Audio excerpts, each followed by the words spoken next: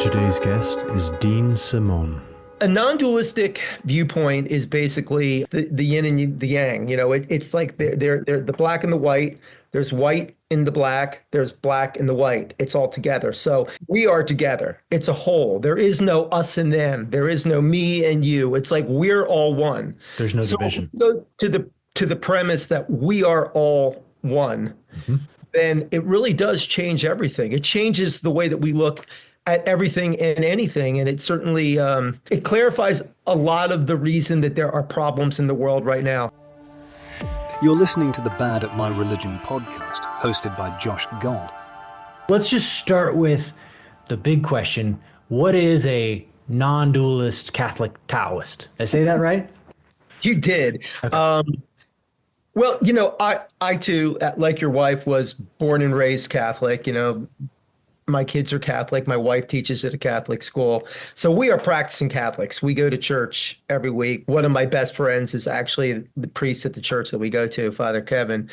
And basically, I have complete Catholic beliefs, but Taoism is more of a philosophy than it is of a religion. And it's based on the Tao Te Ching, which was written by Lao Tzu, I think in like the 6th century BC, around there. And basically it's really about like living in harmony. They call it the Tao or the way. And about the best way I could describe it is that the way is like the Holy Spirit, or it's just kind of like the flow of life and the flow of God. And, that's the basic gist of the way or the Tao. And Okay. a Tao, basically, you live simple to your nature, to the nature around you. You're part of the whole thing. A lot of it has to do with effortless action in that you're not really always pushing and striving and grabbing, but you're letting things come to you a little bit as well. So it's a lot about reading the flow of the boons and the blessings that we get, and also the difficult times, and flowing with that. So that's what Taoism is. Okay. And as far as a philosophical framework connected then to the religious aspect, why do you feel that they need to have the extra philosophical component to your life that is for many Catholics would probably be outside of the structure of Catholicism? That's a good question.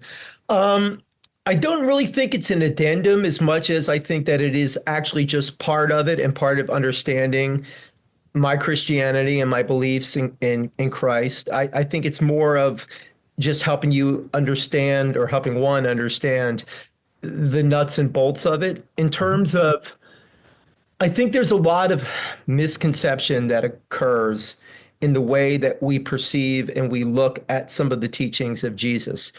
I think that Jesus was sent as a example. I think Jesus came as an example. I think he was a genius of consciousness. I think that the things that he was saying when he was talking about me and I think he was talking about the consciousness me and I. And when he was talking about being one with the Father, I think that he was basically talking about us as a whole. In other words, he says, I am the way, the truth, the life, and no one comes to the Father except through me. So let's look at that. And then let's say when he's talking about I and he's talking about me, he's talking about the collective conscious of I and me. And the Jesus, the man from Nazareth, he's gone beyond that. He's transcended that already. Yeah. So if you look at that statement, I am the way and the truth and the life. No one comes to the Father except through me, meaning that, as George Harrison says, it's so far out, the way out is in. God's here, and he's there, and he's everywhere. Right. And so I think that the Taoism, as well as the non-duality, is very, very important to me. Explain a little more on that aspect. Okay, so a non-dualistic viewpoint is basically it's the yin and the yang. It's like they're the black and the white.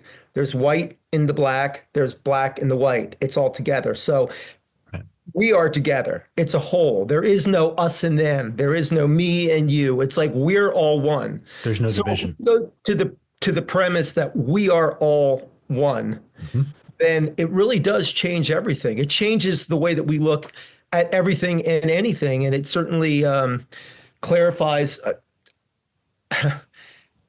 It clarifies a lot of the reason that there are problems in the world right now, especially you being in Mexico. I'm sure you're keenly aware of the partisan politics that exist here and the divisions that exist. And we live in such an us and them world that I think non-dualistic viewpoint says we're one, come together, be together with that. And I think that's what Jesus was saying. And I think that's what a lot of people were saying. That's really interesting because I come at it from that side. So this is going to be a fascinating conversation. I come at it much more from, this sounds like some of the Walter Russell and a couple other authors from like 100 years ago that were sort of touching on this topic of divine consciousness, universal oneness, etc. So my question now is, where does the Catholicism play into that? Because for me, my journey was coming from very strict fundamentalist religion on the evangelical Christian side, and then going and exploring the world and many other religious and philosophical frameworks, etc., and arriving at the point of connection.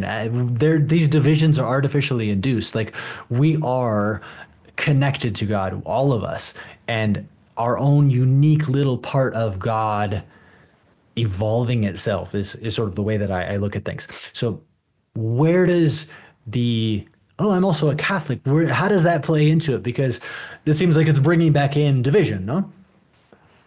Well, not Catholicism as I know it. And if you really look at certainly you're right in what you're saying. There is a lot of division in Catholicism. There's very much left and right within Catholicism too.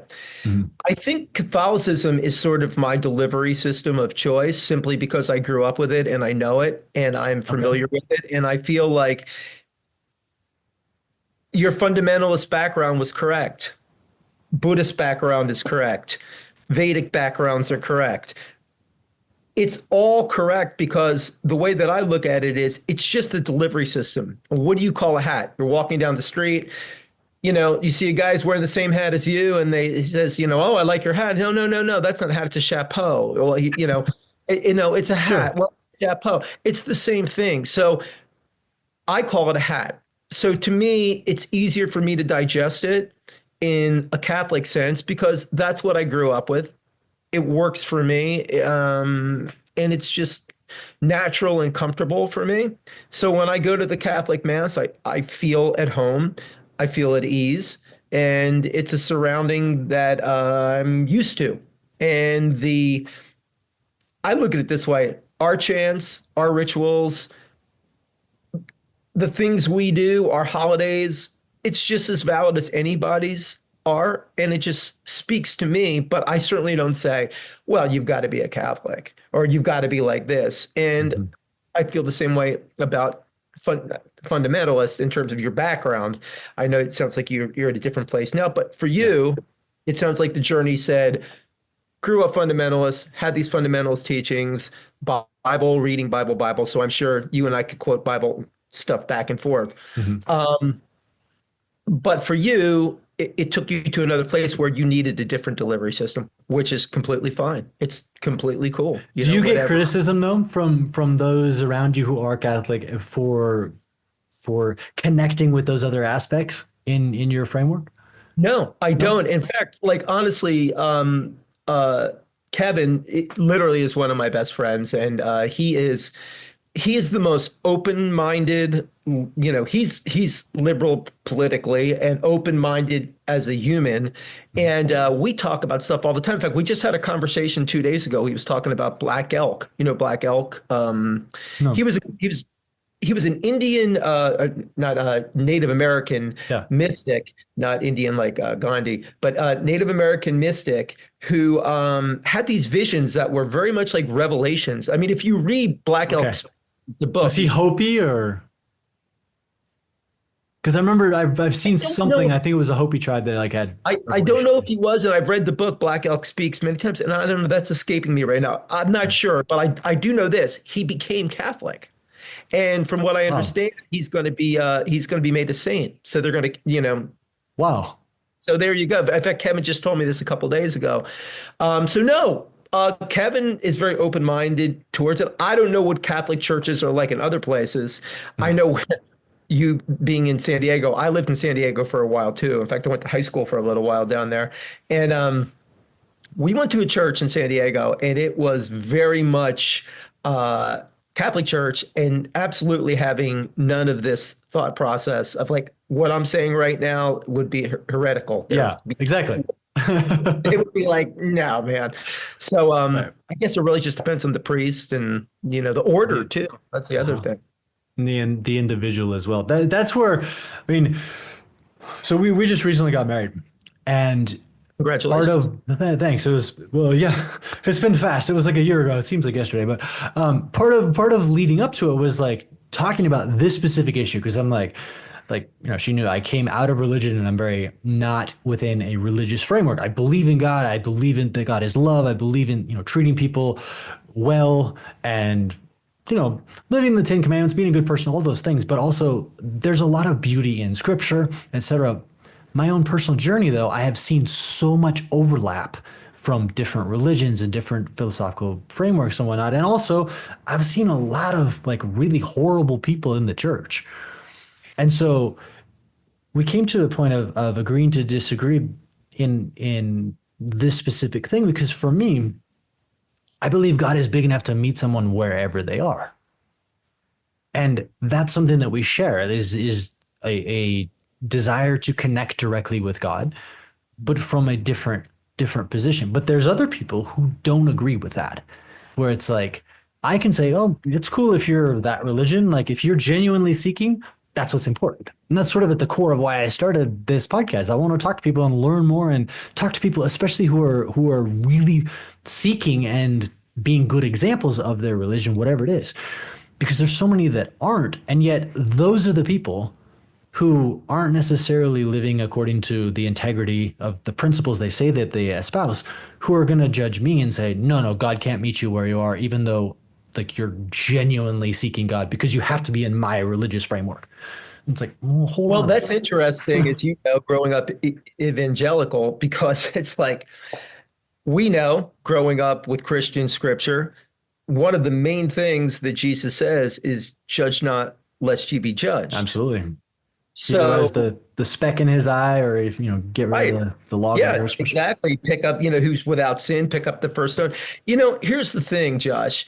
There are good and bad people in every walks of life, and I think that there are many, many more good people than there are not. And there are even good people that do bad things.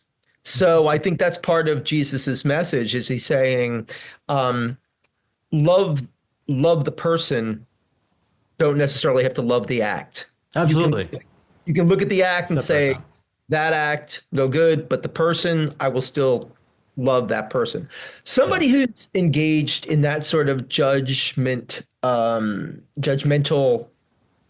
approach clearly is not getting Jesus's message. Because if you really stop and think about it, again, I'll go back to this. I think that if we look at Jesus and we say that Jesus was a living, breathing, spiritual roadmap sent from God, from consciousness, from the creator of all, from the essence of love, from our God, and he got it completely. So let's say that Jesus was to spirituality what Einstein is to math and science. So let's say he got it completely, but he was just born in that era and that time. Mm-hmm. So what does Jesus do? If we look at almost everything that he always consistently does, Jesus is always about transcending and including. Transcend, include. Tax collectors, prostitutes, people that with leprosy, people that are unclean, and he consistently does that. Yeah. Here's the really interesting thing that I find about Jesus, and I love Jesus on every level, but more so, I love the Christ because I think Jesus became the Christ and it became a bigger thing than that man from Nazareth. But think about this. In those days, these messiahs, as they were coming along, they were like rock stars. These rabbis were sort of traveling rock stars, and there was a lot of them. That was going on quite a bit in those times. Everybody was looking for the scriptures to be fulfilled. So Jesus comes along, and he's like the Beatles. I mean, he is the rock star of the time. Now think about this for a minute, which is I had just read this not long ago, and it was really a fascinating take. When you went to town in that tradition, when you went to a new town, the thing was the most important person in the town, the person that everybody was like, okay, that's the guy, that's the person that is going to let us know if this person's cool or not. They would invite you to dinner. You'd sit to dinner with them, and they'd say, well, what is it that you're about? Well, tell us about your perspective. And they would determine where he was at. And it was like an honor that you were invited, and they were honored to have this, spiritual rock star come to their house. And consistently, Jesus, if you look at many times in the Bible, he says, no, I'm not going to go to your house. I'm going to go to that tax collector's house, or I'm going to eat with these prostitutes, or I'm going to, and so he consistently included. So back to your original point, why would we as Christians exclude? That's what judgment is. It's exclusion. It's like, Josh, you're not doing this the way you should. You're out of my Christian club. You're out. Yep. No, that's exactly what it is. Yeah. It's got nothing to do with Jesus. It's got nothing to do with him at all. Do you think it can go too far the other way though? And not to get off in the weeds on political hot topics or anything, but just in general, I've seen, over the last 20 years or so that there's also been something in the church where it's like permissibility, because it's kind of going the other way to the point of like, it doesn't matter what people do, what they are, whatever, we're going to love them and accept them. And that, in a way, to me, is also kind of being bad at your religion, because you're saying, these are my frameworks, this is my principles, these are the commandments that I believe that God said. In fact, even further, this is the only way that, according to my religion, that you can get to eternal life. But at the same time, while I'm going to claim that, I'm also going to claim that, oh no, everything is permissible, everything's okay, we're just going to love them anyway. So it's kind of like a contradiction of the love gospel with what the Bible actually says. And it's like, at that point, you almost, in my opinion, would be better to just leave the religion and have a different philosophical framework for your life, because you're not following the tenets of the religion that you say that you're following. Well, you're following the tenets possibly, but what you're doing then is you're basically saying Dean isn't following the tenets, so he really shouldn't be in this religion. And again, it goes back to not to judge. So let's look at it this way. Let's go with the supposition that we are all one. That, what's the John quote? You'll know that I'm in the Father, and you in me, and I in you. So let's take that at face value of exactly what it is that he's saying. So if we're all one, you and I are one. And let's take it another step. We're all one, and we actually have all the answers, all of the answers to everything, the universe, to God, to consciousness, to everything that's going on. We all have it, but we're in this human suit. And your human suit's Josh, and my human suit's Dean, and this human suit's this person, and that one's that one. So we can look at it, and again, we could say, well, maybe your human suit doesn't fit in the same closet with my human suit. Fine. That's your decision, not mine. See, my decision is that I like tweed, and I like to wear, maroon with brown, and I like this, and this is how I like to dress, and it works for me.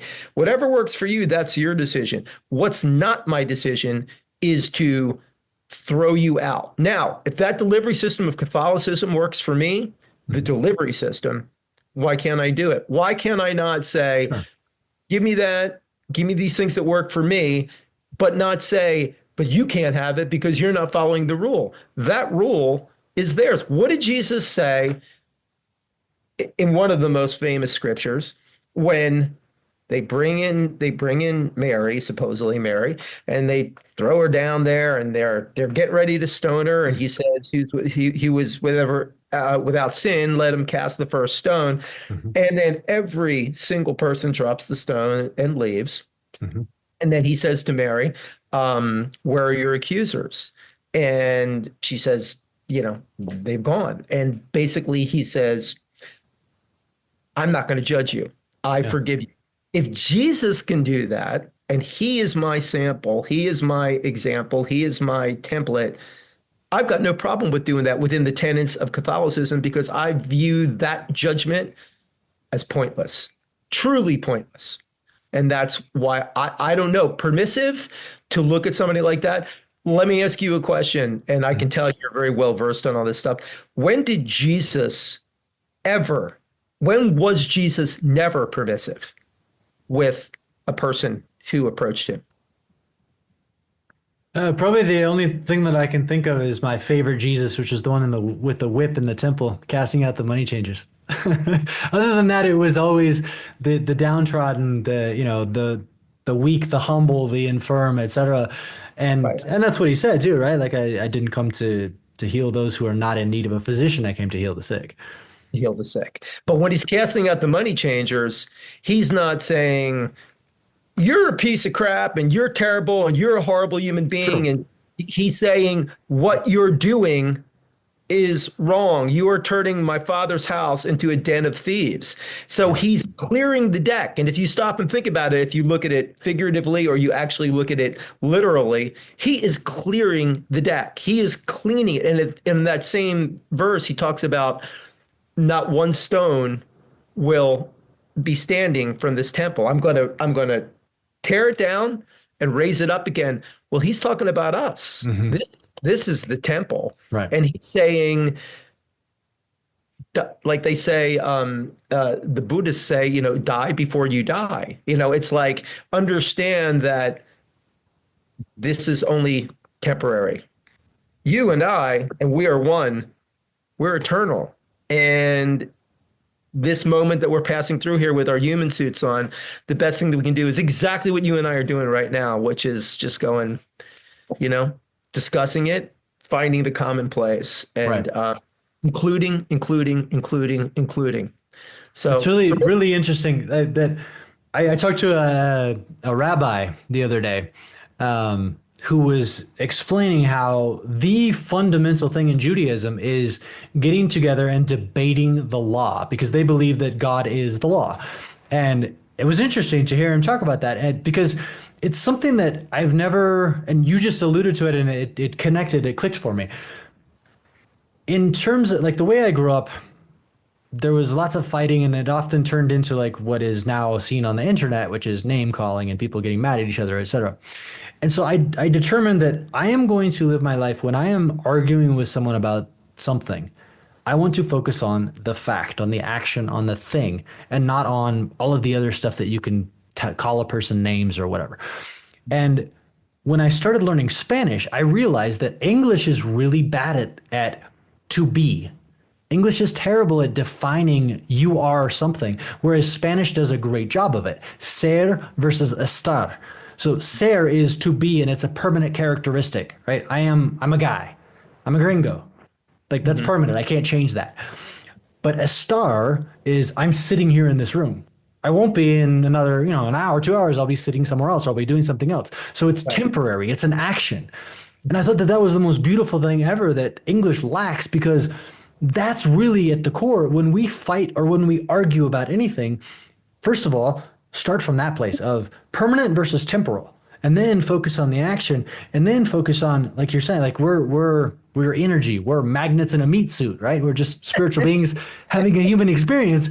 And meat suit, I like that. I stole it from somewhere else, from some other book I read, but it's a temporary thing. And so the actions are what we should look at, as opposed to the permanent. So that's what I like about the the idea of what you're constructing for yourself, I think that's actually a really good example, because you're saying like, I am these things, I'm going through life as these things, but it's more of an estar while you are being on this journey here. This is your framework that helps you to be like Christ, to walk through this world. Yes.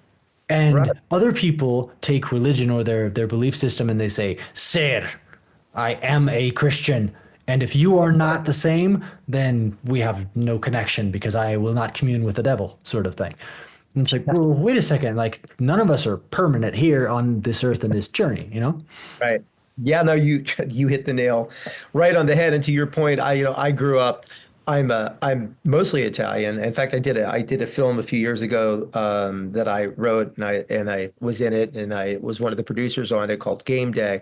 And it's a pretty harsh movie, and it's somewhat based on my family, but not entirely. And there's a great deal of fighting and in combative behavior that goes on. And I grew up with a lot of that. Also a very loving family, but a combative family.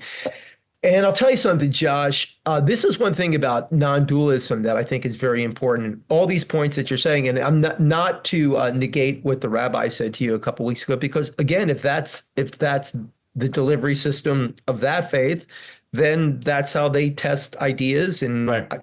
Great. My viewpoint is, and I'm sure you talk to so many people, and I don't know if it's ever gotten heated on your show or not, or you have conversations. No, I've just started. So I started in December. I took a month off because we had a baby. So, but I'm passionate about it. So I'm sure. Yeah, I good can tell, and you're conversation. knowledgeable about it too. So my deal is, when you're having a conversation with somebody, and if you're looking at it, and the point of the conversation is not to say, let's figure out who's right. If the point of the conversation is to ascertain knowledge, is to get to know the other person, is to get to know that other viewpoint. I didn't do that for years and years and years. I have 3 sons. I have a grandson who you may be able to hear. He's 1 year old, yelling in the other room. Oh, that's awesome. So, but I was guilty of this for a very long time, of who's right, who's wrong. If you take wrong and right out of the equation, again, back to maybe religion doing the same, you take wrong and right out of the conversation, and you just connect and talk and share ideas. And the point is not to win or to lose, but to gain knowledge. Yes. I wish I would have started doing that when I was in my 20s and 30s and 40s. I did not. And unfortunately, I think I wasted a lot of time, and, went through some relationships I didn't really need to lose and go through, because I was just so dogmatic about it. I got to be right. I've got to do this. Yeah. And I think I did too much of that with my own sons too. They're all great, and they've all turned out great. My youngest is 17, so he's getting ready to find out about colleges today, actually. Nice. So I got better though, and over the past 10 years, I think my life has changed. So I do think that in terms of arguing and debating, I do think that if we could just get past that, especially this country right now, and just get past it, it would be a big boon for us as a people. Absolutely. And regardless of what the faith framework is, that's sort of at the heart of this, is like, if people were able to really embody the essence of what they say that they believe and their connection with God in their way, and they just lived that, I think the world would be a much better place. There'd be much less division. But right now, like, what's happening in the world, what's happening politically, and especially in the West, there is also a shift towards the spiritual and towards the religious. I'm sure you're very familiar with this, being in LA and being in the movie industry. There's a lot of celebrities that are coming to Christ, let's say. I was going to say coming out, but that's the opposite term. They're becoming religious, and they're becoming very vocal about it. Some are more fundamentalist Christians, and others are Catholic. Like Mark Wahlberg and Mark Wahlberg with the Halo app. What's the guy's name? Rusty Rockets. I forget his real name. The comedian Russell Brand. Oh, Russell Brand. Russell Yeah. Brand in the UK. Denzel Washington just became an ordained minister. I'm not sure He exactly. grew up very fundamentalist, though. Yeah. Yeah.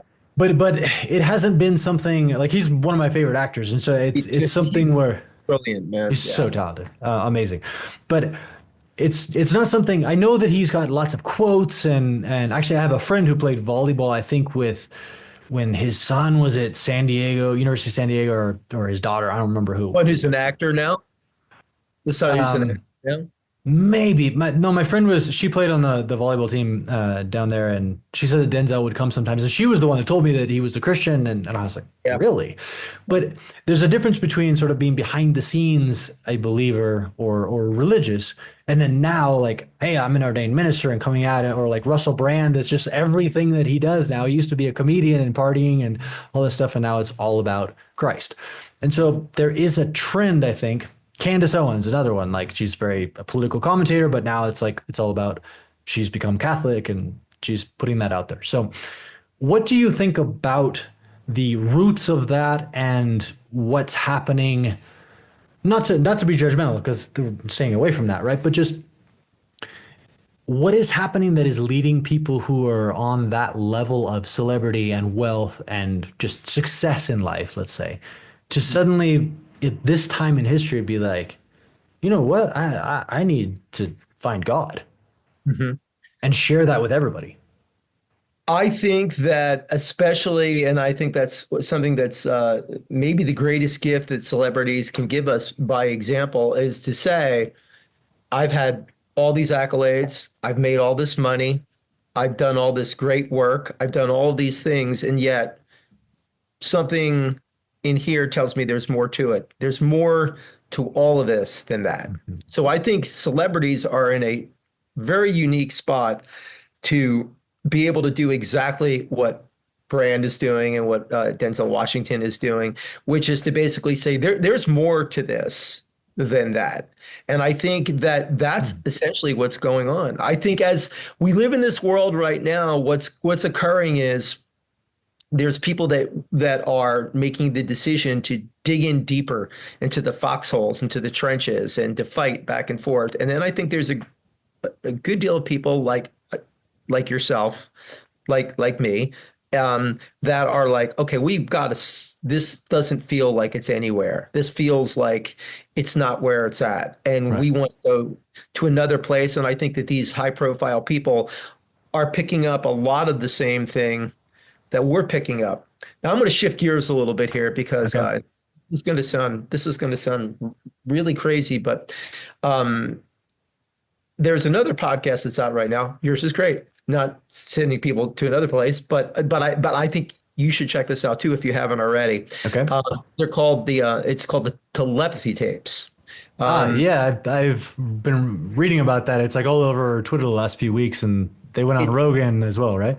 Exactly. So this thought process that these people that are not only nonverbal, but they call them non-speakers or spellers, these people have they look at it like it's telepathy, but really what it is it's consciousness. They have completely clicked in to consciousness. It's out there. And we as a people, I feel, just an opinion, but I feel that we have grown past our old paradigms. We've grown past the viewpoint that all that is has to be material. All that is has to be the hard atoms. It's got to be material. It's what here. If it's outside of that, then it clearly can't be real. But I think that is being shattered. Now, can you imagine what it's going to be like for my grandson Bowie, what his life's going to be like? It's changing. And we are right in the middle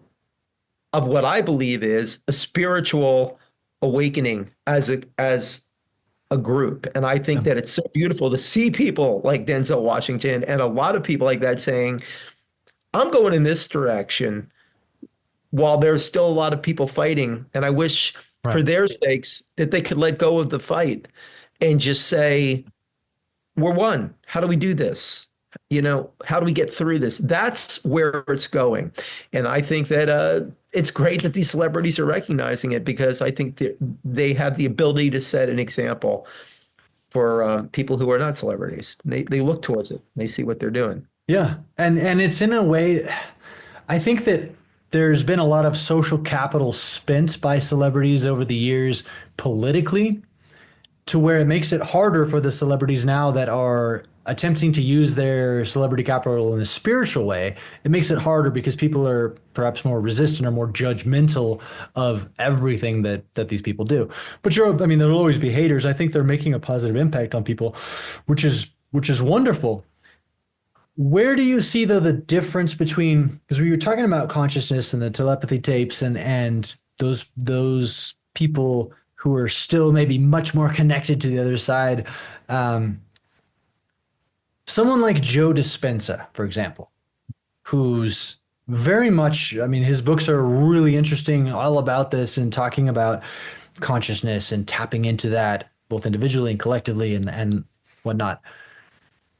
He doesn't have any sort of connection, at least from, I've read 2 or 3 of his books, with religion. It's more just strictly consciousness and what we are capable of accessing. That versus someone like Russell Brand, for example, whose podcast went from being comedy to politics to now, like the last year or so, it's just strictly about his faith in Jesus. Both of them, I guess we could say, are consciousness evolving and working itself out through those people and through their purpose. But is there one that is going to have more of a positive impact in this time? Do we pigeonhole ourselves into continuing the divisiveness if we say I am this religion versus, hey, we are all focus more on the non-dual than on the Catholic part, for example, of we are all connected. We are all one.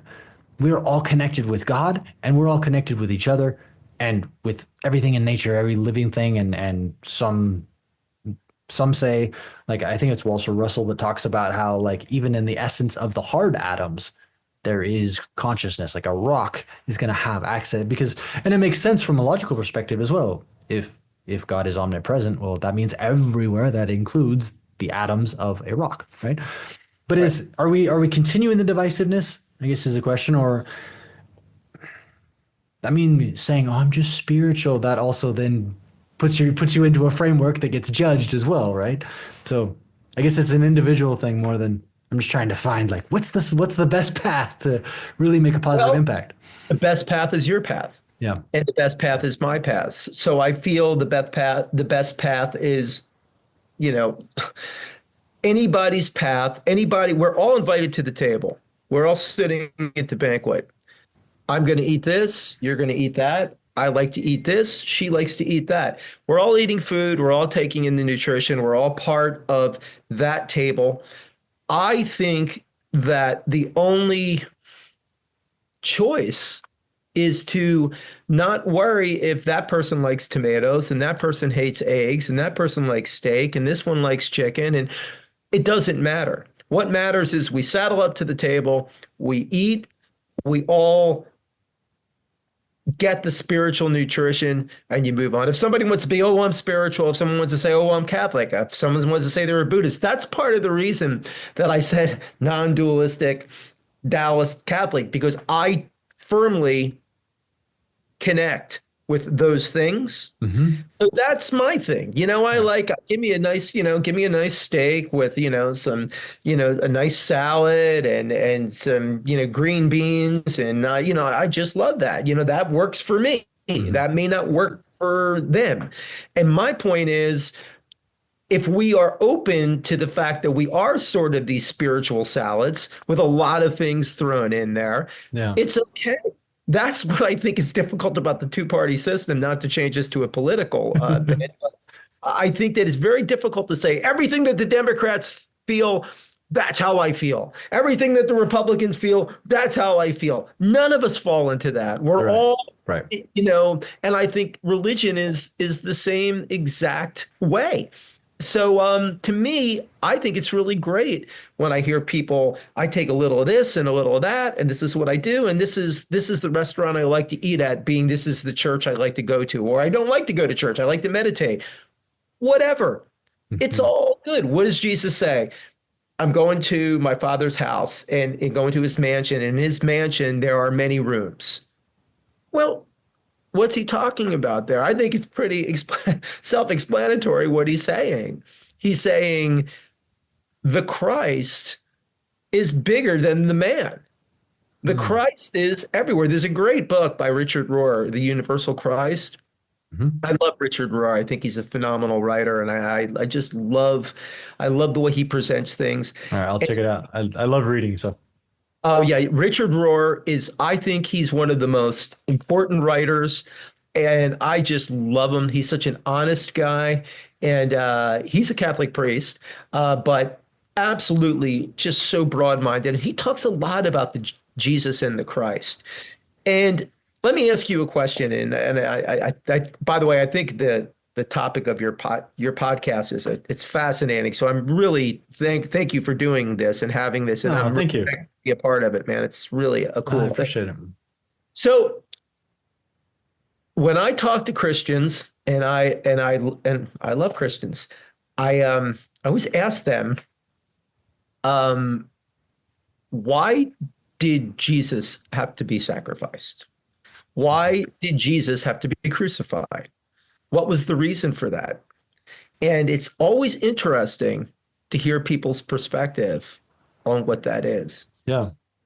I've had very close friends who are priests. One of my closest friends is a priest, and um, I don't know. I have yet to hear somebody give me an answer where I was like, yeah, I think that's it. So I'm going to ask you, Okay. why do you think Jesus had to be crucified? What was the reasoning behind that? It's a good question because for me personally, like I think I'm more in the place of I need to go back and investigate that from the way that I think and see the world and feel things now versus the conflict and the arguments that I have continued to have with people of like, so why did Jesus have to die? Why that doesn't make sense that God would send his son just to sacrifice him. Whose fault is sin? Who created evil? And then it gets into that. And that's sort of where I've been. Why would Jesus have needed to die if he was, I mean, maybe it was a physical thing because he had already transcended this physical body as a spiritual being. And so he came to be an example to show us like you can die to yourself and to your ego.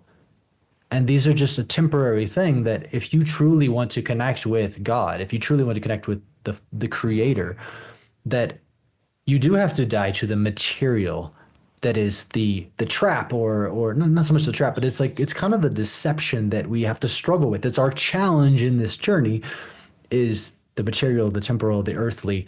And that's what maybe the example was being willing to die to that, because then what happens? That the story is he rose from the dead and then ascended into heaven. So it's kind of like metaphorically, whether it happened for real or whether it's a an example, it's dying to ourselves in this material world to connect with God in a much more real and intimate way, perhaps.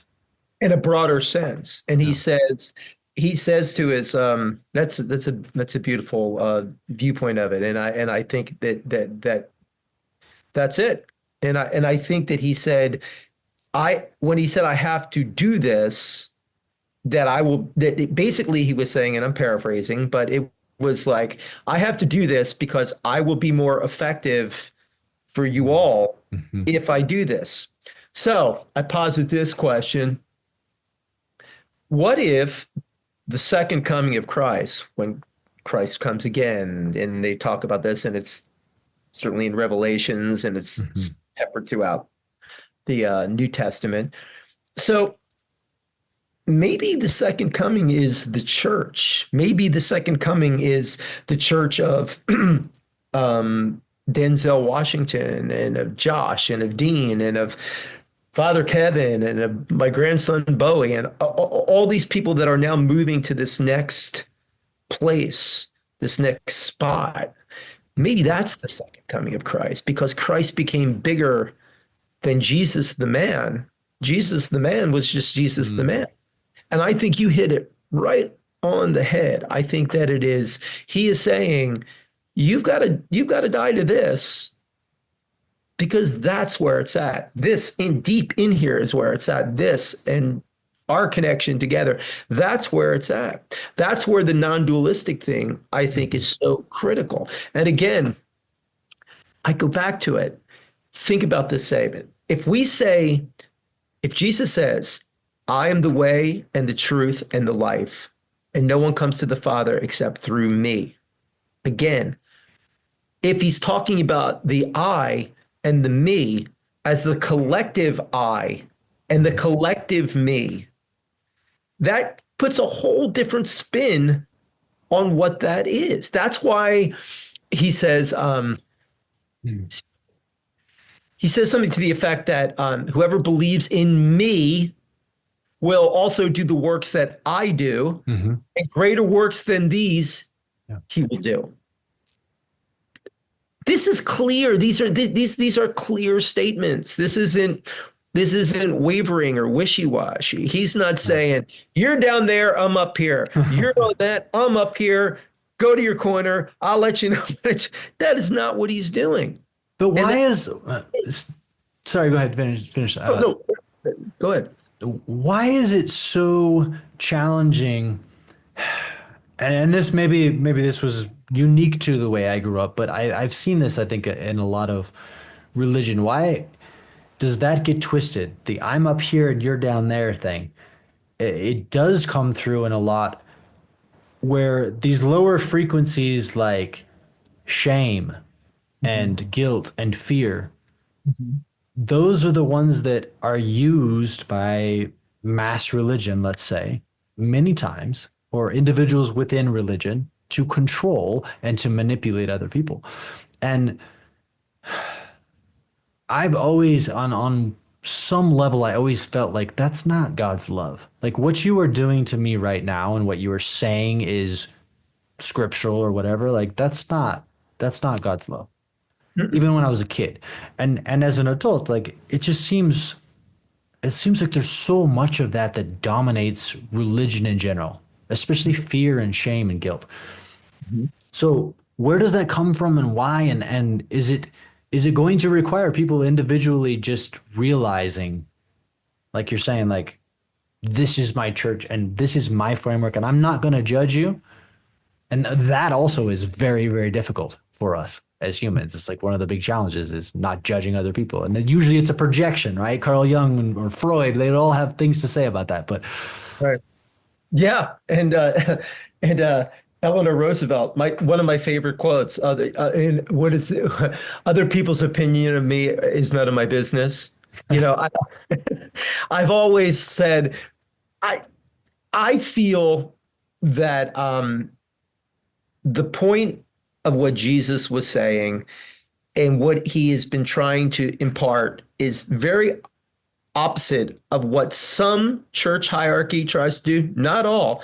Jesus talked about all those people. He talked about, you put these rules on people. In vain they worship me, teaching as doctrine the commandments of men. Okay. There it is right there. I mean, he's saying it, it's like your rules have become more important than the actual facts of what it is that it's about. Again, transcend, include. Transcend, include. So if somebody is coming at you and saying, you got to do it this way or you got to do it that way, and I'm setting up these rules and don't break these rules, your instinct has been right. Of course it's right. It's got nothing to do with what the teaching is. It has nothing to do with the message. But let's face it, Josh, you can look through Old Testament, New Testament, and you can look through anything from Martin Luther King to Gandhi to John Lennon.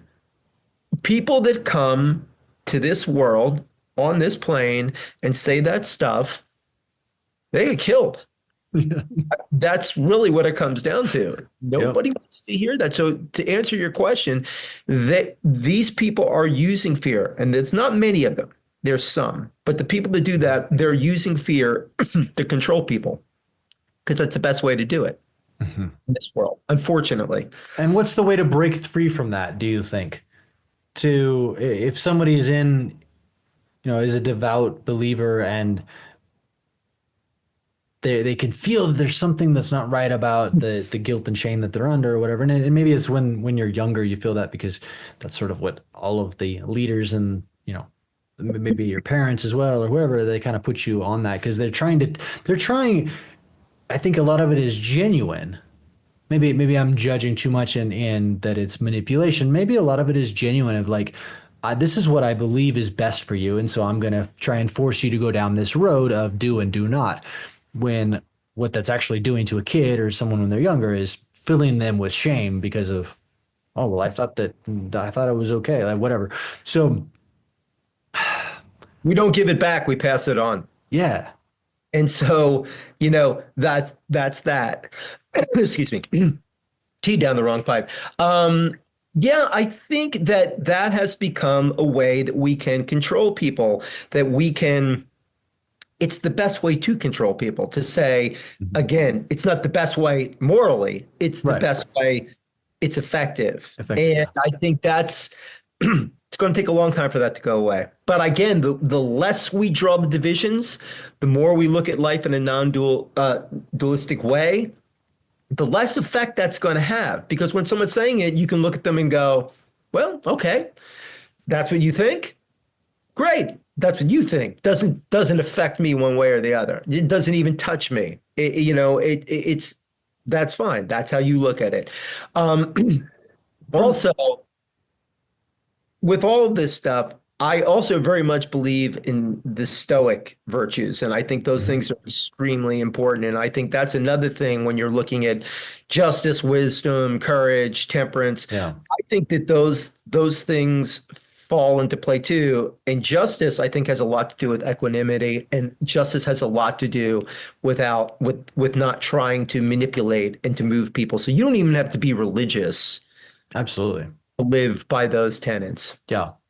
Yeah, and that justice is one of the things that for me has always been a challenge because just inherently I have this fire that burns toward injustice, and that's part of it is being a rebel and like, well, this rule is arbitrary and it's unjust, so therefore I'm going to fight against it. Like Like you it took do.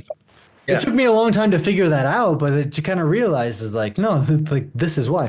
So that's one of the aspects that I've always struggled with. Well, not always, but especially as an adult with religion, especially with Christianity, is like there's a lot that, in this theological aspects that seems very unjust.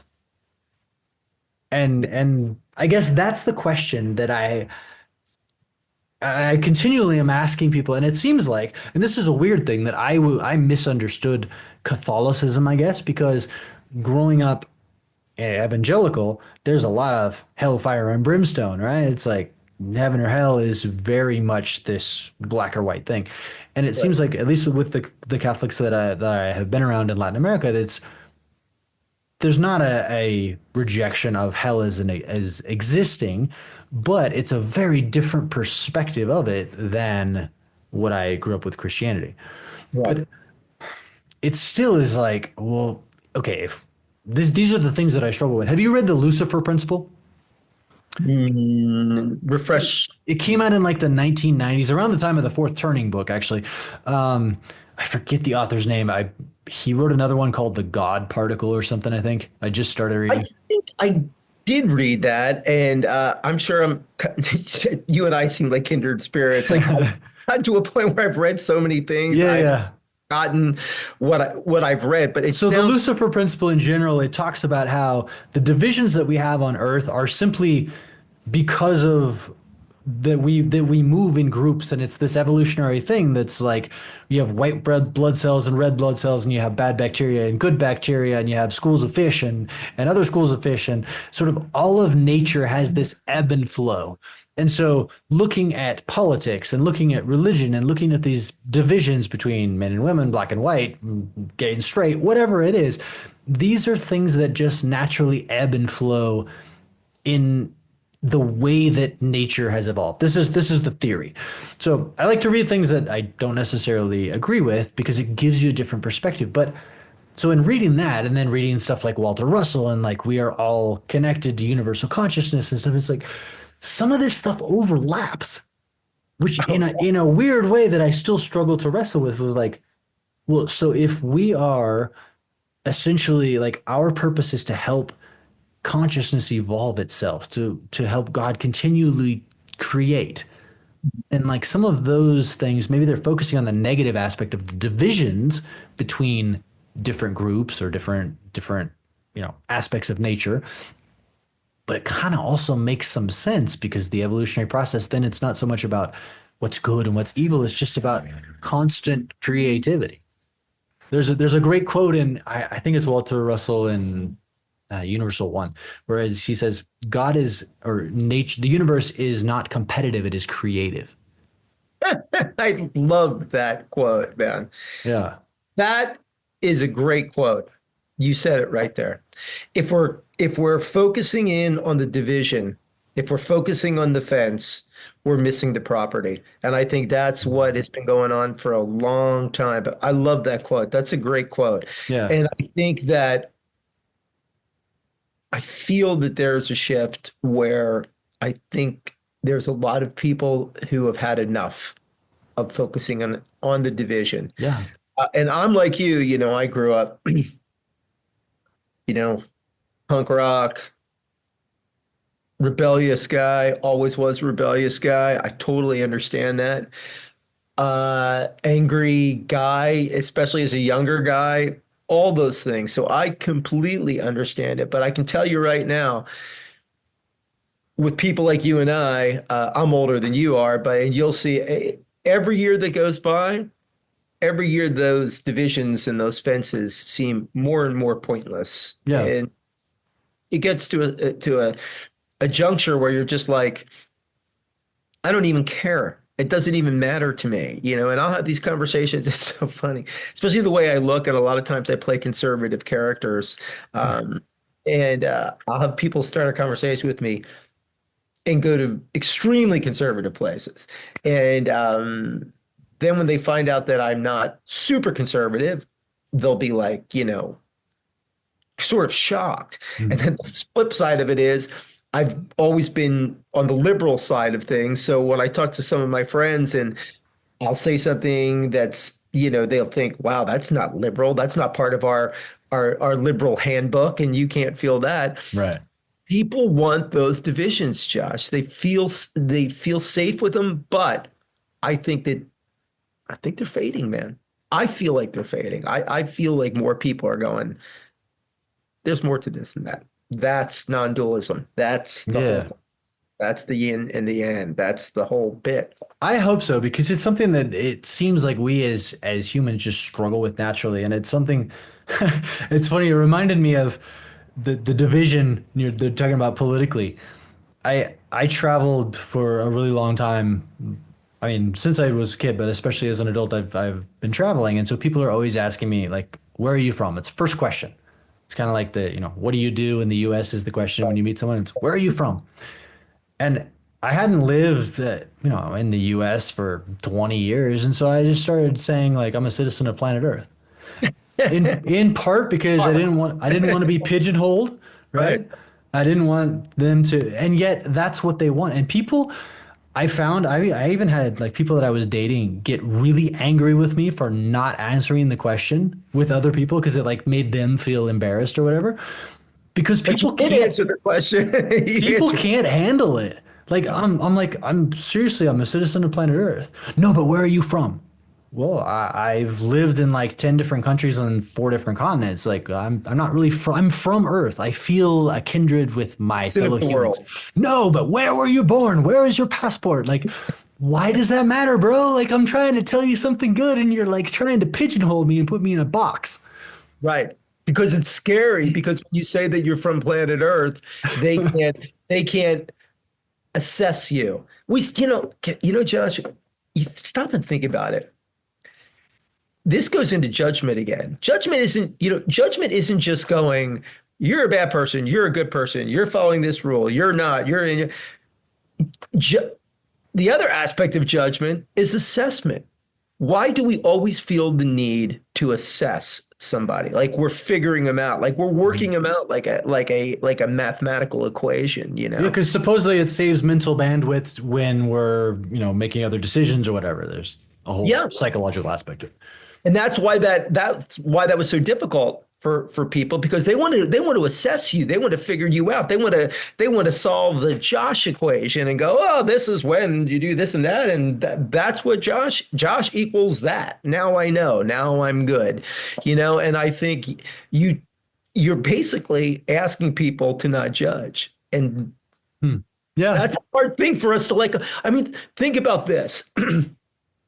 Think about what television show gained just the largest amount of popularity from 2000, and it's still going right now. American Idol. Oh, okay. American Idol, still a cajillion people watch it. The whole thing is based on real-time judgment. You're good, you're bad, you did great, you're not going to make it. And look, you have all these other reality-based shows. They're kicked off the island. You're on the island. It's all this judgment in real time. Now, I played sports. My viewpoint of sports have changed a lot, even though I even coached high school football for a long time, for 15 years. If you look at it all, it's all based on that. It's all based on us and them, this and that, judge that, assess it. You have to assess the situations, and what you did was you did not allow them to assess you. They wanted to get a beat on you. Yeah. They wanted to say, oh, this is Josh, and he's from BC, and this is how he is, and I bet you he likes this thing, and this is, mm-hmm. Without actually getting to know me. Right. And that's, I guess they want to compartmentalize you. They don't exactly in that thing like that. And it's not that I'm not guilty of doing that, but I didn't want people to be putting me in a box, right? Whatever the country was, or whatever's going on in the US at the time. Like, and I would sometimes say that I wouldn't lie, because I want to choose my words carefully, but I grew up in Canada. So I was born in the US, but I grew up first decade of my life in BC. And my parents had a school and a mission station on the reservation, like way up in northern BC. Wow. So I would often tell people. Interesting life, huh, man? Huh? Had an interesting life. Yes. No electricity, no running water. Like we used kerosene lamps, like moose and grizzly bears, and the lake would freeze over in the winter. It was crazy. Wow. Yeah. You grew up off the grid. Yeah. Wow. First almost decade of my life. Then we moved back to the US because my dad was very much into sports, and so he wanted my brother and I to grow up American in the 90s, and I appreciate all of it, like going to Africa as a kid, living with no electricity and running water as a kid, being indoctrinated in the peak of American like competitiveness in sports in my high school years. Played football, basketball, baseball. Football and basketball were the ones that I really loved. Walked on in college, played football, and then played some basketball overseas. But I focused then in once I got out of college, I focused on running rivers, and so I traveled the world as an extreme athlete, like running rivers. So I was small but slow, so that didn't really work well. Well, I love sports, so I did get a good coach's mind because I had to do whatever I could in terms of getting the sport, and I weigh 160 pounds right now, and that's basically the same thing I weighed in high school. So I was, it wasn't going to happen, but I did love it. And I do love sports in its own way. What do you feel in terms of sports now that you've come to a lot of these spiritual awakenings? When you watch, say, football now, or you watch sports, what's your take on that? So you mentioned that, and I wanted to come back to it because it tied to something that we were talking about earlier. Over the years, as I've gotten older, I've gotten less and less interested in watching. I've always preferred to play anything than watch anything. So I'd rather play a sport that I don't really care about than watch my favorite sport. I grew up without TV as well, so it was kind of like I liked to, when I was younger, I would watch like the playoffs or Super Bowl or whatever, but watching hasn't really excited me. And over the last, say, 10, 15 years, I don't find a lot of interest in watching. But I still love sports. I still want to go and play sports. I still think that sports are really valuable for kids. It teaches you teamwork. It teaches you discipline. It teaches you adherence to fundamentals. It teaches you, the value of doing things in the dark when no one's watching so that you can then perform when people are, all of those things. But specifically, to answer your question and then to tie it back with a couple other things, I was very, very competitive when I was younger. And it's taken me until recent years. I still feel like I'm really competitive and ambitious, but that quote about the universe is not competitive, it is creative. Because I'm also a very creative person, and creativity is what fuels me. Like I've always, it's sort of that paradox of growing up by nature very creative, but by nurture from my brother and my dad, like very competitive and logical and all of those things. So I've seen this duality in myself, and I've struggled with this concept of like, is nature creative and not competitive? And when you look at it like zoomed out, if we get into the details and say, well, the lion's going to eat the gazelle, that's kind of competitive, right? Survival of the fittest. It's horrible. Like nature is metal. Like you've probably seen the social media account, right? This nature is pretty metal. But if you zoom out and you look at it on the macro, and then you get to like the philosophical aspect of, I am connected to this universal divinity, this God consciousness, and my specific purpose as a spiritual being having this human journey is to help create. So I'll throw it back to you on the creative question, because what do you think about God constantly evolving and creating? Because the thing about like eternity that has, when you're a kid in the Christian church, it's kind of scary to think about sitting on a cloud playing a harp for all of eternity. That's a really long time. That sounds really boring. Exactly. So what about? I'm going to pass on that one. What about if God is constantly creating, and what does that mean for our existence now and spiritually if it's constantly creating? Yeah, that's great. I love that take. I think that God is constantly creating. God is creation. He is creating. That's the constant fountain of creation, fountain of love, fountain of that. And I'm like you. I'm a writer. I'm also a musician, and I perform a lot as a musician too. And I Cool. feel that it's funny that you said that, because God, where did I hear this? I can't remember where it was. It's escaping me. I'm one of those people that like I literally will like be reading 3 books, listening to 4 audiobooks. So it starts to like mash in together and I forget my sources. But that's the beauty of it, right? It is, man. It is the beauty of it, because it's sort of like then you sort of delineate what it is that's actually speaking to you. Like, okay, Exactly. this is what's coming at me. But I just heard this, and I just was saying this to my son, one of my sons, and I'm saying, what is the one thing that you want to do? And it's such a strange question. If I said to you, Josh, what is the one thing you want to do? Yeah. It's Almost impossible to answer, because it's like, well, it depends on the context, depends on the day. And it does. It took me about 2 weeks of meditating, praying, thinking about it, just going, man, that's really wow, what a question. It's just it's just such an incredibly, I'll tell you where I heard it. It was the autobiography of a yogi, the very famous, the name is escaping me, but Sri Bindu or something. yeah, he's the most famous yogi of the 20th century. Okay. Huge.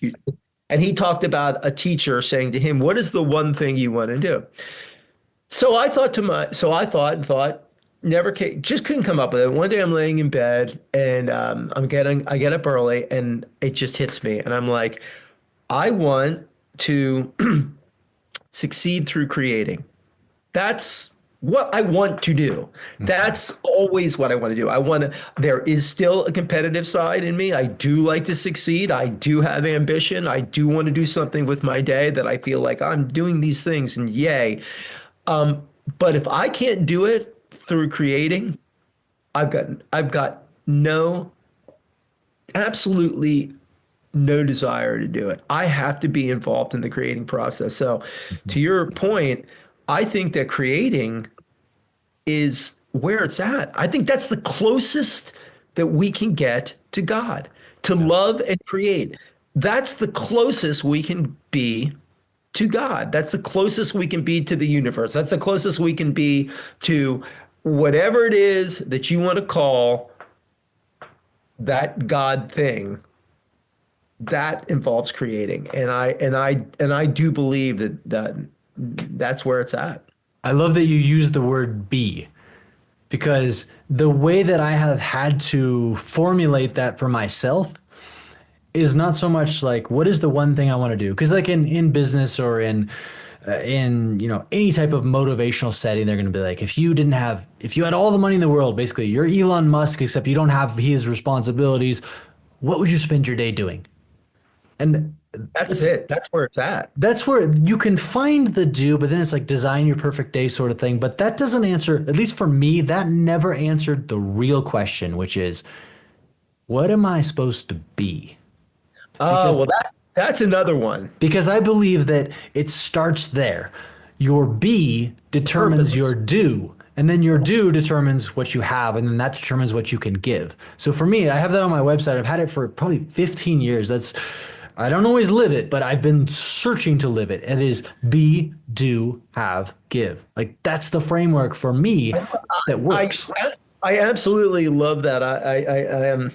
I just read this book, Inner Excellence, and he has a great breakdown, almost exactly what you just said.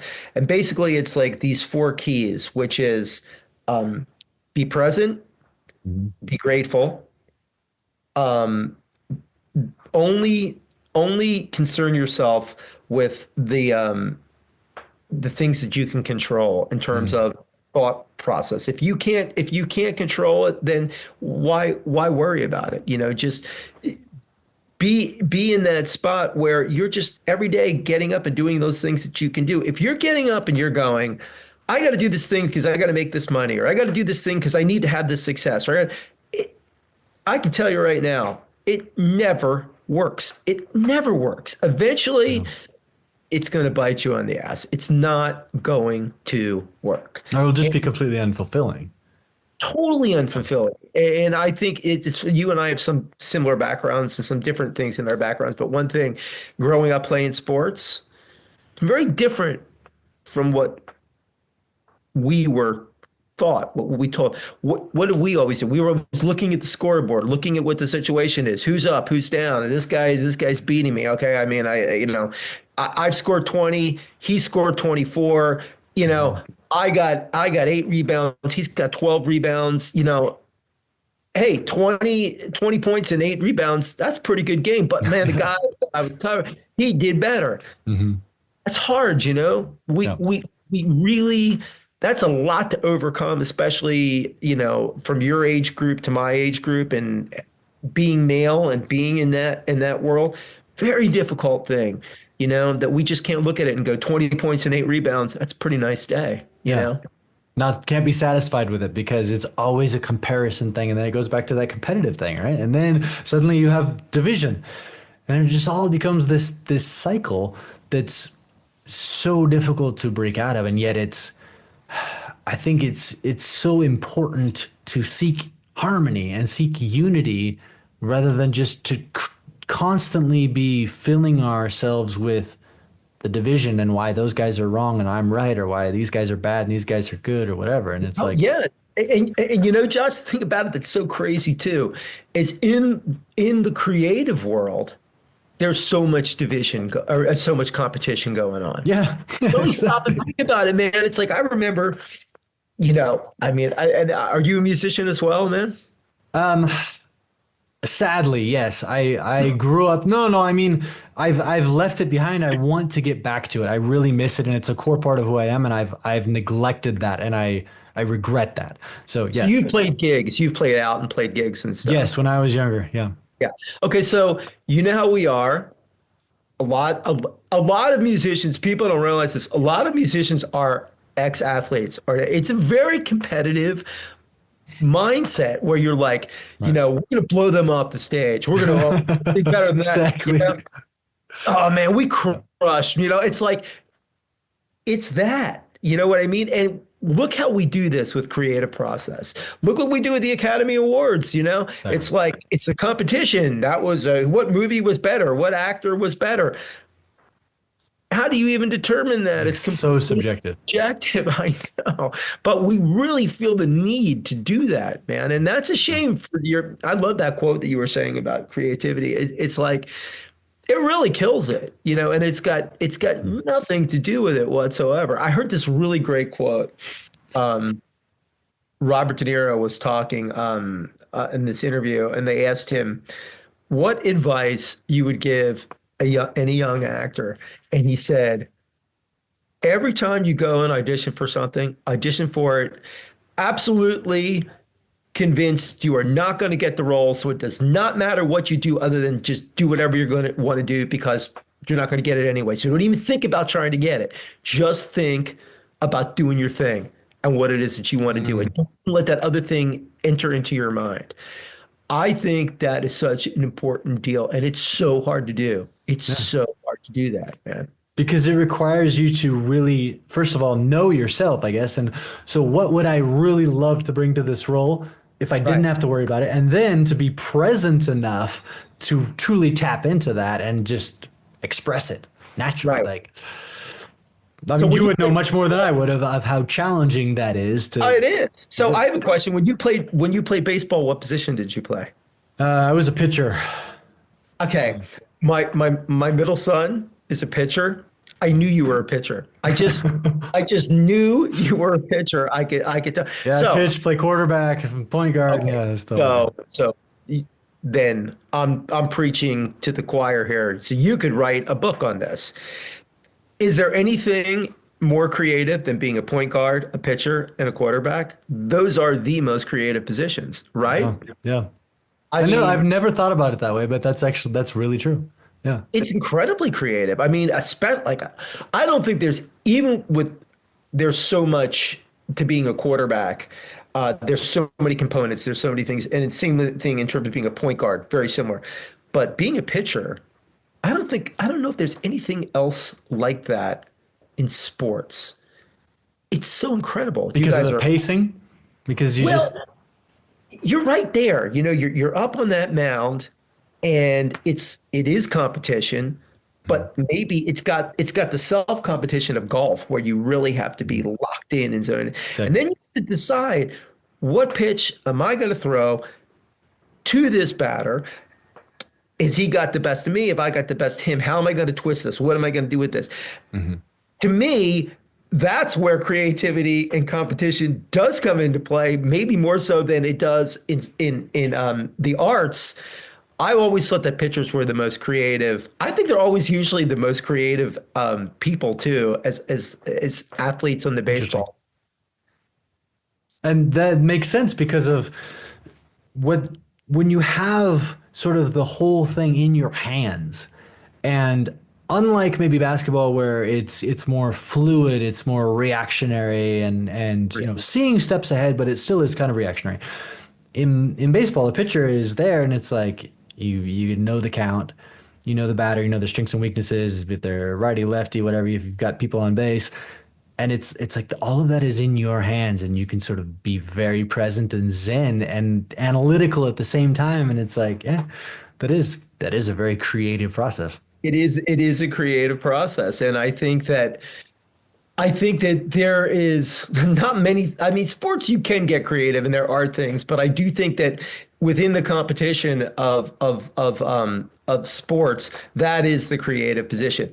The flip side of it is in art, I don't know, Josh, I don't know if it ever really does you well. I know I heard about the the way that the Beatles and the Stones or the Beach Boys and the Beatles would, sort of challenge each other, and it would be going. And I suppose that can happen. I don't doubt that, but I just don't know if it's conducive to the creative process at all to do that. And to your original point, man, if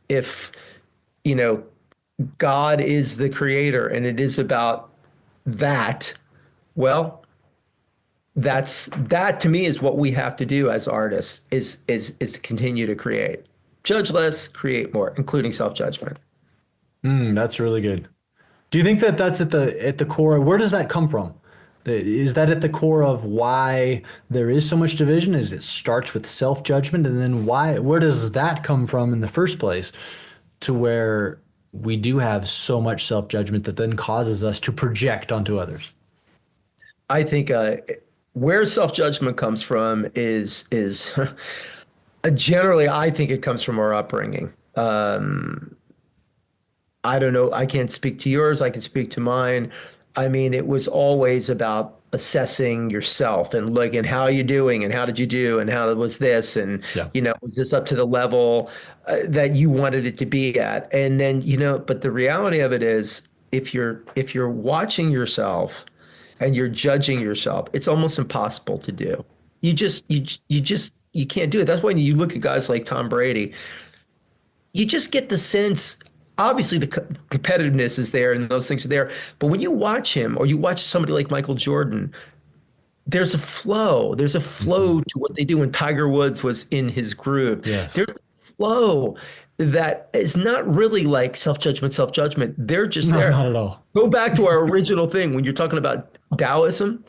That's what Taoism is about. It's about knowing that you have an athletic background now. It's about that zone. It's about that flow. And how would you define that?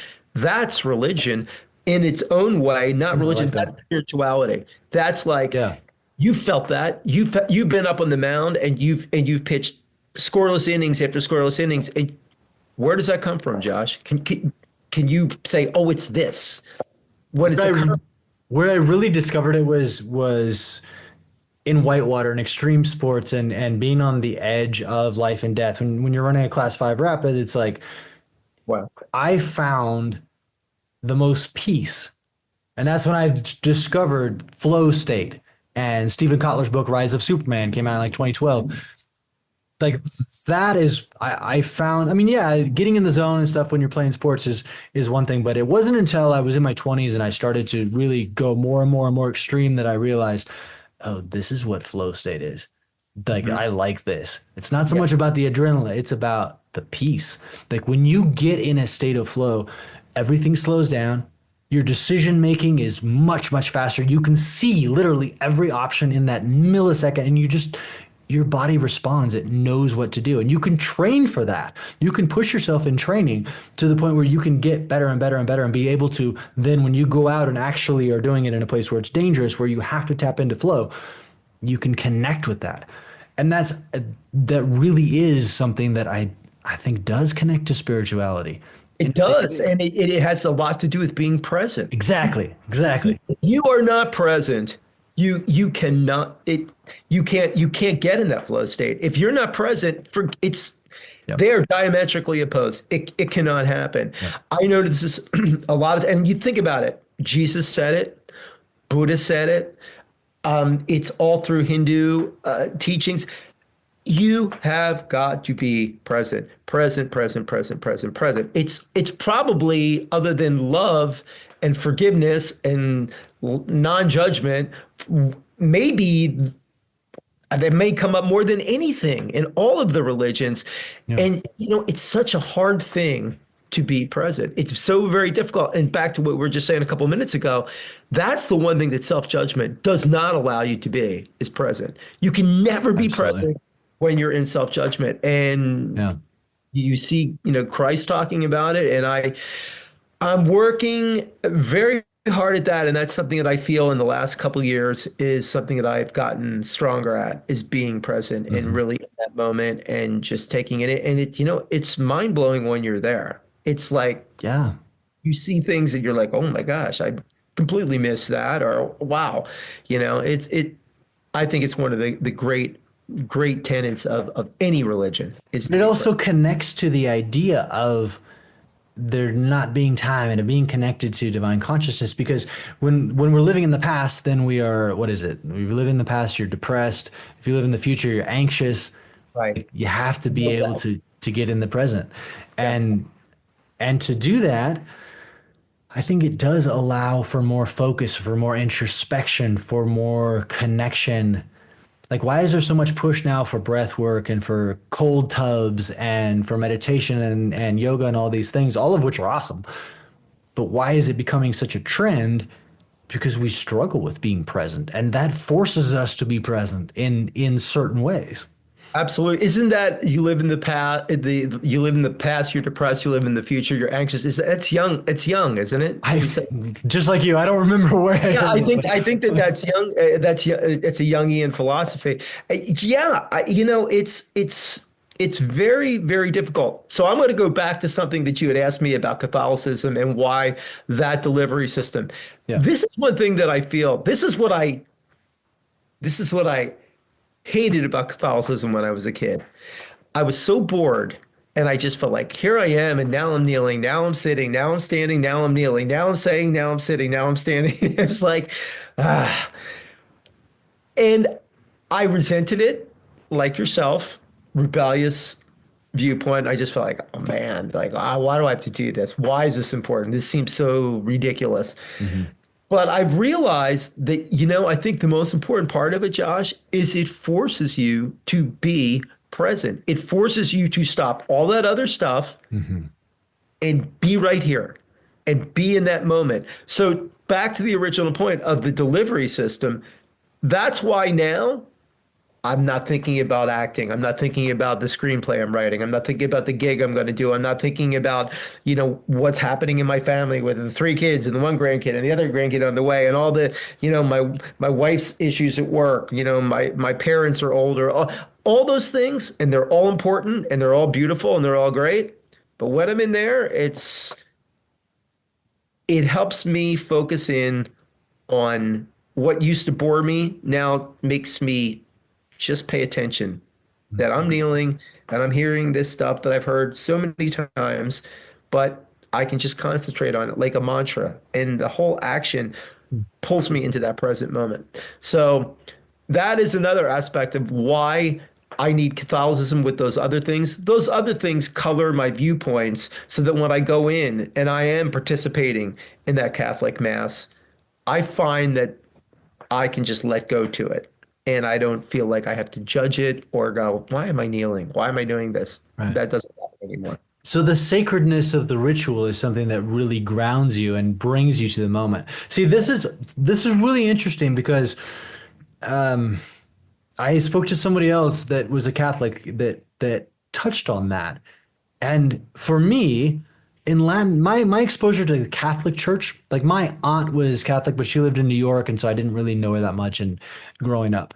So I didn't have much exposure to Catholic Church in the US at all, other than our choir, like our school choir, would sing in an Anglican church at Christmas time or something, which was amazing. It was like the acoustics were incredible. It was a beautiful place. So I actually felt connection there when we would go there. But that was the extent of my going through the doors of, a cathedral.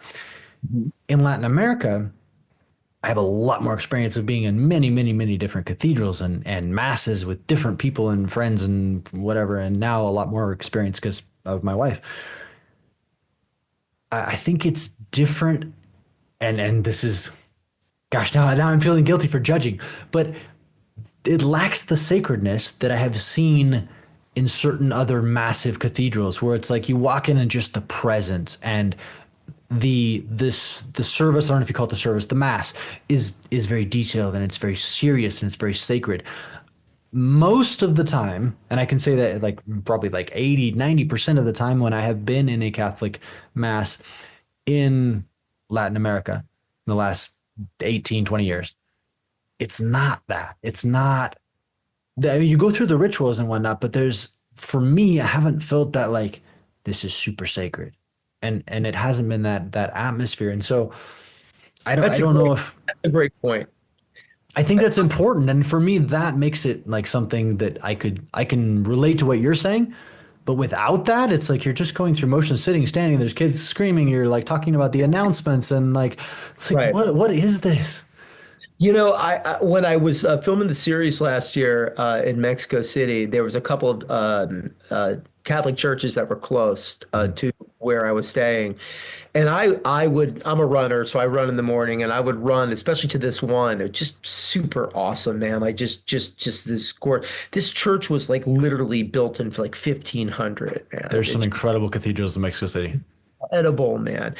And exactly to what you're saying. And I went to a couple of the masses, and I don't speak Spanish, but it didn't matter. First of all, I knew where we were in the mass. I knew what it was that they were saying. The only thing that I couldn't glean was the homily. I mean, I know a few words here and there, but basically I knew the other stuff. I knew what was happening. But you hit the nail right on the head. There was a feeling of being part of something that was completely transcendent. It definitely had a different vibe. And I don't take it as judgy what you're saying. I felt it. I know exactly what you're saying. It felt like there's more going on here, you know, than the what I've experienced in Catholic masses in the States. The other thing that's really an interesting deal is, you know, when Vatican II happened and the Reformations start to come in, something that really was amazing was, first of all, Mass was in Latin. So most people didn't know what was being said. Number one. Number two, the priest did not face us. The priest moved away. So attendance to Mass was so much greater at a time when they were speaking a language that nobody and the priest wasn't facing the people. So to your point, that's inviting people to be part of an experience. We'll be part of this experience. We'll do this thing, as opposed to trying to entertain people like it's a movie. Or like the evangelical megachurches. That's what it kind of feels like in a lot of places, is like the Catholic, like I've been surprised. It's like, oh, this is kind of like the churches I grew up in. Like, why are you guys doing this? Right. No, it's true. And I don't take it as what you're saying is judgy, nor do I feel like I'm judging it. I'm just talking about what speaks to me. Yeah. So to your original question and the original thought that we were talking about here, why those different delivery systems, or why Catholic, why non-dualism, why Taoism, and to a degree, why Stoicism? Because those things all speak to me in a certain way. And I feel like I can take all those components, put them in here, know where I'm coming from. And then when I go to a Catholic Mass, I feel like I'm able to let it wash over me and be in that moment of letting those things happen. And then I just go out and live and try to let those things come out. It's amazing. One more question. I could talk to you all day. We'll try to keep these things. I've done many of these, and I'm so enjoying this, man. You're a great guy, and this is a very thanks. Yeah, show. I appreciate it, man. Really enjoyed it as well. If you could give some advice to someone that's truly seeking of any faith, and just say, all right, if you're truly seeking, don't try and, I'm not going to say come to Catholicism, but do this one thing for the next 30 days, every day, consistently, and you will find a deeper connection with God.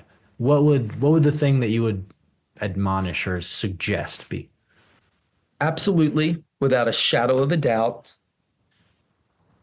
replace worry with prayer and replace judgment with love. Right there. That is what's changed my life. And there's really nothing more to it than that to me, because it's basically letting go, and it's basically not judging and loving. And if you do those things, you can't help but be present. It makes you be present. The other things fall into place. So that would be my answer to that. And that's what I say to my kids. And that's what I try to do. Sometimes I fail. but that's self-judgment. Exactly. I love it. Love it. Replace worry with prayer. Replace judgment with love. Yeah. Dean, excellent stuff. Thank you so much for coming Gosh, on. I enjoyed the conversation. it was an absolute pleasure. I had a great time talking to you, and I have some folks that I think would be fantastic guests for you too.